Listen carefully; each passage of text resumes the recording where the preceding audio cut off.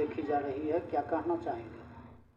नहीं, यहाँ पर भीड़ नहीं है। यहाँ पर हुतात्मा दिनेश चंद्र जी जो 6 दिसंबर को हम लोगों का सांस्कृतिक धरोहर जो पुरुषोत्तम श्री राम है उनका जन्मस्थली जो है, वहाँ पर जो ढांचा था, जो बाबर के मीर बाकी ने उनका जो मैनेजर था उसने बनवा दिया था मंदिर को ढांक करके ही, तो उसका जीर्णोद्धार करने में हमारे दिनेश जी शहीद हो गए।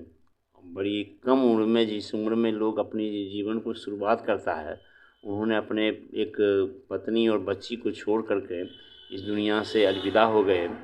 तो आज उन्हीं को हर एक वर्ष हम लोग आते हैं यहाँ पर उनको श्रद्धांजलि देने के लिए, और इनको देख करके बार बार एक पंक्ति याद आती है कि जुगों जुगों से हर सदी से, जुगों जुगों से हर सदी का सिलसिला है आदमी, एक जाता एक आता कम ना होता आदमी। एक गया तो कब गया जाना न कोई आदमी, एक गया तो कब गया जाना न कोई आदमी, एक गया तो रो पड़े सारे जहाँ का आदमी। आज ऐसी स्थिति है। यहाँ पर कौन हस्ती का उपनयन हुआ? यहाँ पर मुरली मनोहर जोशी है जो गृह मंत्री की हैसियत से उनका यहाँ पर माल्यार्पण हुआ है। उमा भारती जी की, कोई भी हस्ती यहाँ से गुजरते हैं एक बार इनको यहाँ माथा टेकना पड़ता है।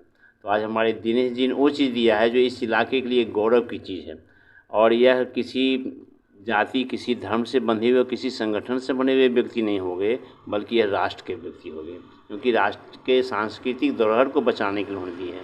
क्योंकि अंग्रेज़ों का एक ही नीति ये था, और जो हम लोगों का गुलाम बनाने के लिए आया था मुग़ल, उसका एक ही प्लानिंग था कि अगर किसी को गुलाम बनाना है तो उसकी वेशभूषा बदल दो, उसका खान पान बदल दो, और उसकी सांस्कृतिक धरोहर बदल दो, बस गुलाम हो जाएगा। जैसे हमारे बगल में अभी भी बख्तियारपुर, वह हम लोगों का नालंदा विश्वविद्यालय 90 लाख से एभव हमारी पुस्तकें थी, उसको जला दिया खिजली, उसके नाम पर बख्तियारपुर स्टेशन बना हुआ है।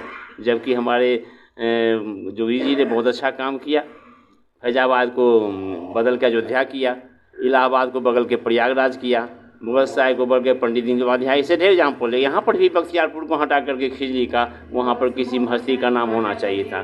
लेकिन राजनीतिक गुलाम जो जिसको वोट की राजनीति करनी है, वो तुष्टिकरण की राजनीति के चलते वैसा। अब मैं बता देना चाहता हूँ एग्जाम्पल दे करके, इंडोनेशिया में हमारे अटल जी ने एक बार पूछा एक पान वाले से कि यहाँ पर आप राम की मूर्ति लगाए हुए हैं, कैलेंडर छाए हुए हैं, तो कहा कि सर मैं यहाँ रामलीला करता हूँ, हमारे राजा का नाम सुकर्ण है, हमारे विमान का नाम गरुड़ है, और मैंने अपना धर्म बदला है, पूर्वज नहीं बदला है, और राम हमारे पूर्वज हैं। तो इंडोनेशिया जो इस्लाम धर्म मानने वाले हैं, जो मुस्लिम वहाँ कहे जाते हैं, उनका ही आस्था है राम के प्रति। लेकिन यहाँ के मुसलमान भाइयों को छोड़िए न, हमारे हिंदू भाइयों में भी कुछ वोट की राजनीति चलती सत्ता के लिए वो इसको इग्नोर कर रहे हैं। कभी कभी तो मजाक में कहते हैं कि राम का कोई अस्तित्व नहीं था।